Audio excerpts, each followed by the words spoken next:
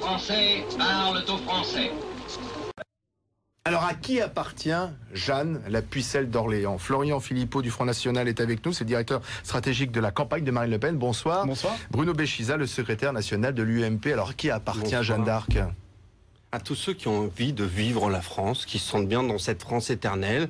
Le président de la République a cité des noms. Je rappelle quand même qu'on n'est pas dans un discours d'un candidat, on est dans le discours du président de la République qui jusqu'à présent incarne les institutions et incarne donc cette France, j'allais dire quelque part, si je voulais être provocateur, de Saint-Louis en passant par Charles de Gaulle pour arriver à François Mitterrand. Je rappelle qu'il n'est pas le premier président de la République à rendre hommage à Jeanne d'Arc, à célébrer Jeanne d'Arc. Et là encore, on est malheureusement dans un pays 82-89, deux très grands discours de François Mitterrand sur ce sujet. Et il y a un grand absent, Charles de Gaulle. Il y a un grand absent autour de cette table, c'est Harlem Désir, qui lui fait partie de ces socialistes qui aujourd'hui, mais si, parce que rejette complètement tous ces symboles nationaux, le drapeau, l'hymne national. Non, ça c'est un peu malhonnête. Il n'est pas là pour vous répondre. Je me permets, parce que quand on parle de ces symboles, qui est face à vous, et quand on parle, mais justement parce que pour moi, malheureusement, je n'ai pas compris la coïncidence des attaques entre du Front National et du Parti Socialiste. Je vais vous au travers, mais je sais que, compte tenu de votre formation, vous êtes un bon pédagogue, mais je pense que, vous savez, on est sur un sujet. Voilà, on est sur un sujet, quand on parle de Jeanne d'Arc, ça s'apprend pas. Ça se raconte à des enfants. Oui. Ça se vit. C'est cette France éternelle, moi, petit zonard, qui fait qu'on se sent français. Alors, bon, joli petit pourquoi numéro vous dénoncez Nicolas Sarkozy? Pour commencer. Vous l'avez accusé des récupérations alors qu'il est président de la République, le chef de l'État, c'est normal qu'il célèbre Jeanne d'Arc, il devrait le faire tous les ans. Mais le problème avec Nicolas Sarkozy, c'est qu'il y a un problème de cohérence par rapport à la politique qu'il mène à côté. Jeanne d'Arc, c'est quoi? Jeanne d'Arc, c'est le symbole du patriotisme et c'est le symbole de l'unité nationale. Or, Nicolas Sarkozy, en parallèle qu'il célèbre Jeanne d'Arc pour des raisons électoralistes, je crois qu'on n'a même pas besoin de le dire, tout le monde l'a compris. Tout le monde l'a compris, ça fait rire tout le monde aujourd'hui, ce déplacement. Eh bien, Jeanne d'Arc, c'est le patriotisme et Nicolas Sarkozy, il vient d'accepter un nouveau traité européen qui va sacrifier un nouveau pan de notre souveraineté nationale. Attendez, Jeanne d'Arc, c'était il y a 600 ans et vous récupérez Jeanne d'Arc pour dénoncer la politique européenne actuelle.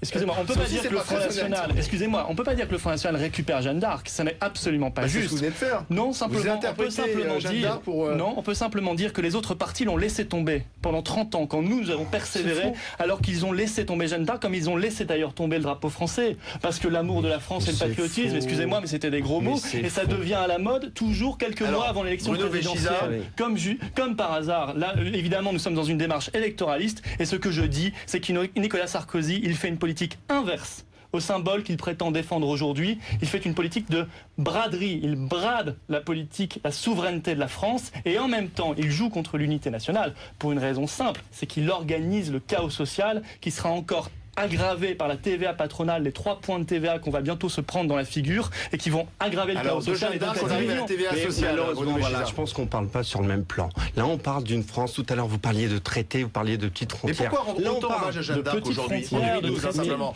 Au-delà de la campagne présidentielle et de ce qui vous oppose, pourquoi, en 2012, rendre autant hommage à Jeanne d'Arc? Il y a peut-être un rapport avec les élections. François Mitterrand l'avait fait dans ce cas-là en 82. Pourquoi ça a été fait en 89? Oui, mais François Mitterrand n'est pas là pour répondre à la question. Là, je vous pose la question à vous. Pourquoi, à un moment où effectivement la France, nos compatriotes, traversent une période difficile, parce que le pays traverse une période difficile, dans une Europe qui traverse une période difficile, dans un monde qui est en train de changer, effectivement, cette France éternelle dont je vous parlais, vous me parlez de petits traités avec des petites frontières. Non, mais 600 ans d'histoire. De petits traités, de grands traités, malheureusement, qui ont une grosse conséquence sur la vie des Français. 600 ans d'histoire, 600 ans de mythes, on parle de symboles, on parle pas de petits traités, de petites cuisines où vous avez envie de lancer des slogans anti-Sarkozy. Non, je pense qu'effectivement, mais vous savez, tout à l'heure je vous parlais de vécu. Je pense qu'effectivement, quand vous allez dans certains quartiers, comme je le fais moi parce que je suis élu de la Seine-Saint-Denis, effectivement, si on raconte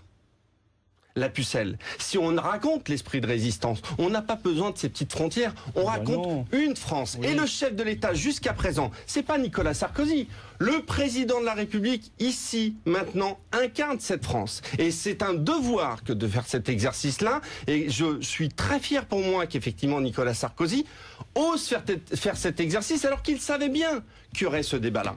Alors, je suis très heureux parce que vous là, vous exprimez la vérité. En même temps, Marine Le Pen va demain rendre hommage. C'est aussi la récupération politique. Nous, on le fait tous les ans. Oui.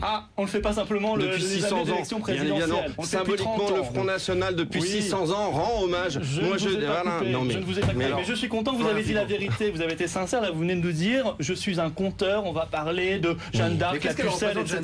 Par contre, ne me parlez pas des. Vous m'avez dit, ne me parlez pas des petits traités, des frontières, mais ce sont des questions essentielles, Monsieur Béchiza.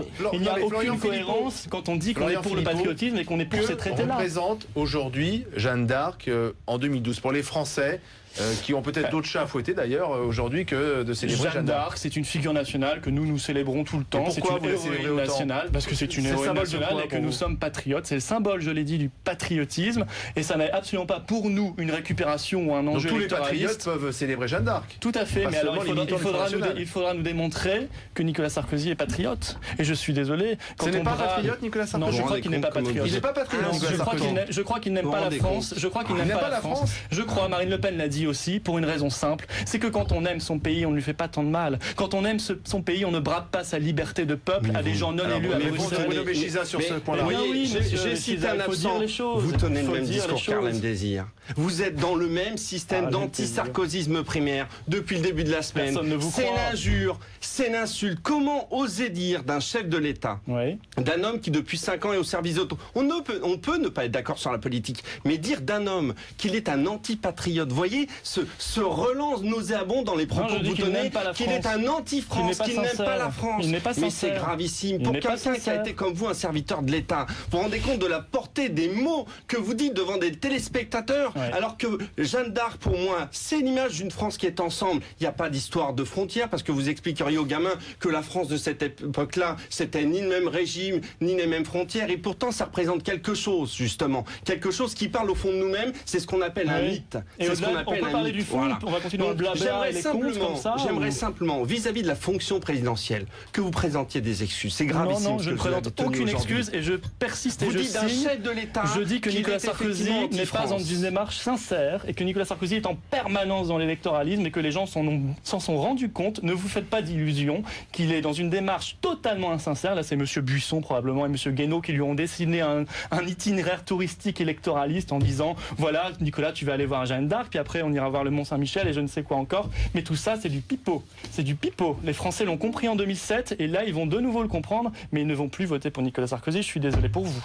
Eh bien, écoutez, en tout cas, Jeanne d'Arc, après tant d'années, fait encore débat en 2012. Et c'est peut-être ça aussi le charme de la France. Merci, messieurs. Veuillez écouter tout d'abord quelques messages personnels. Gabriel garde l'anonyme. Le manchot la serre dans ses bras. Nous disons, le manchot la serre dans ses bras 2 fois. Le fantôme n'est pas bavard.